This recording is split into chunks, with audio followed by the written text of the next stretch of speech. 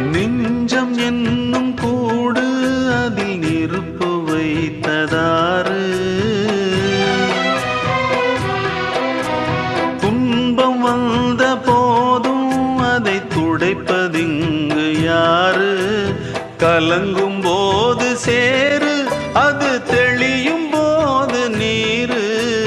கடவுள் போட்ட கோடு அதை திருத்த போவதாறு? வெந்த புண்ணும் ஆறிடுமா? வேதனை தான் தீர்ந்திடுமா? விண்ணுக்கும் மண்ணுக்கும் சம்பந்தம் உண்டுன்னு சொன்னது யாரு? அது மன்னவன் பேரு. அந்த வானத்தை போல மனம் படைச்ச மன்னவனே, பனி துளிய போல குணம் படைச்ச தென்னவனே.